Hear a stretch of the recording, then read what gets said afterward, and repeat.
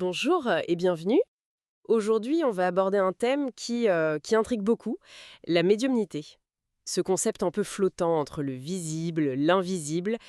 Et pour en parler, on va s'appuyer sur un livre en particulier, La médiumnité de Jackie Landreux Valabrègue.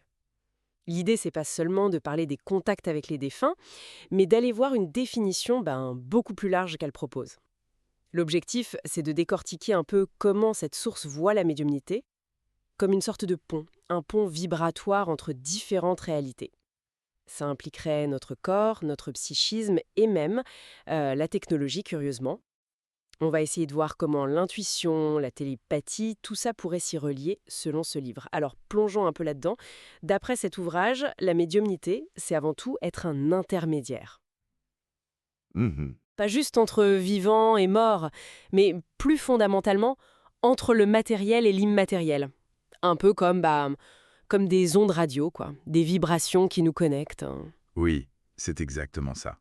Le texte part de cette idée d'un univers dynamique, vibratoire. Il fait d'ailleurs référence à Flammarion, qui s'est penché sur ces questions psychiques. Ah oui, l'astronome. Oui, oui. Et donc, dans cette optique, notre corps physique, serait le premier récepteur, l'antenne, si on veut. Et la médiumnité, ce serait cette capacité à faire le lien, que ce soit une personne ou même un appareil technique d'ailleurs.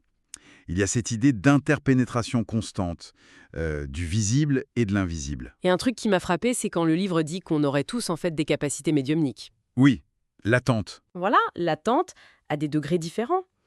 L'intuition, par exemple, cette sensation de sentir un truc. Ou la télépathie, peut-être. Ou même juste la sympathie ou l'antipathie immédiate qu'on peut avoir pour quelqu'un. Tout ça, ce serait des manifestations de cette sensibilité. Exactement. Selon cette source, ce sont des manifestations quotidiennes. Et ça renvoie à la notion des corps subtils qui est évoquée dans le texte. Les corps subtils. Oui, comme le corps éthérique, décrit comme une sorte d'aura énergétique, qui aurait même été photographiée par Kirlian, selon l'auteur. Ah oui, ces photos un peu étranges. C'est ça. Ou le corps astral, qui serait le siège du moi, capable de perception, disons, élargie, ou même de dédoublement, la fameuse bilocation. D'accord. Et ces facultés, elles permettraient de capter des infos au-delà des cinq sens habituels. Des infos puisées dans ce que le livre appelle la mémoire de l'univers, ou l'akasha. Donc si je suis la logique de l'auteur, c'est pas surnaturel au sens magique, mais plutôt une perception plus fine de ces réalités vibratoires. C'est l'idée qui est présentée, oui. D'ailleurs, le livre parle de canaux spécifiques, la clairvoyance, donc voir, et la clairaudience, entendre, mais psychiquement. Et il mentionne aussi l'usage de supports comme les cartes, les photos. Oui, tout à fait. Et l'auteur précise bien, c'est important, que ces supports n'ont rien de magique en soi. Ah bon? Comment ça marche alors? Ils agiraient plutôt comme des concentrateurs ou des relais énergétiques, si on veut, pour aider le médium à se syntoniser sur la bonne fréquence vibratoire. Un peu comme on cherche une station de radio, quoi. D'accord, je vois l'analogie. Et dans cette même logique de vibration, le livre parle de différents niveaux. Par exemple, le bas astral. Ça fait un peu peur, dit comme ça. Oui, mais selon le texte, ça désigne pas forcément des entités méchantes, hein. Plutôt des plans de conscience, des énergies ou des pensées qui seraient encore très attachées à la matière, aux préoccupations terrestres. Intéressant. Et ce qui est aussi étonnant, c'est le parallèle fait avec la technologie. L'ordinateur est cité, Oui, avec sa mémoire vive, sa mémoire morte, qui traite l'info sans conscience. C'est comparé au fonctionnement médiumnique. Et il y a aussi les expériences de Jurgenson. oui, Friedrich Jürgensen, qui disait enregistrer des voix de l'au-delà sur des magnétophones. Des expériences assez controversées, bien sûr. Bien sûr. Mais tout ça, c'est exploration de l'invisible. Le livre met aussi pas mal en garde. Ah oui, sur quoi? D'abord sur les dérives possibles, l'utilisation de la spiritualité pour manipuler, les sectes, par exemple, et puis les dangers de certaines pratiques psychiques si on les fait un peu n'importe comment, sans être guidé.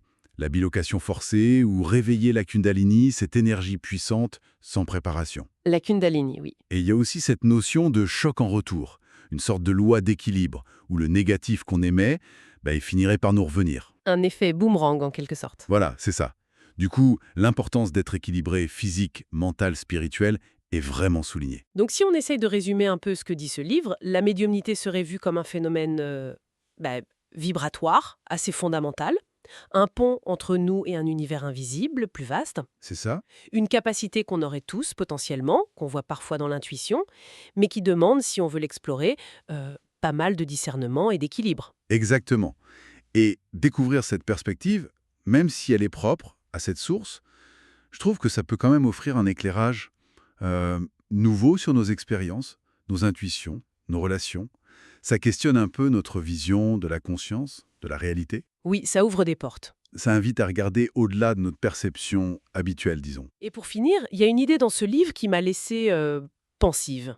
C'est l'idée que nos pensées elles-mêmes seraient des vibrations. Ah oui, les élémentaux. Voilà, qui créeraient des sortes de formes pensées énergétiques presque autonomes, les élémentaux, et qui s'imprimeraient dans l'univers durablement. Si c'était vrai, si chaque pensée laissait une trace énergétique comme ça, ben, quelle responsabilité ça nous donnerait sur ce qu'on pense, sur nos interactions? Hmm, ça donne à réfléchir, en effet. Absolument, de quoi continuer à creuser.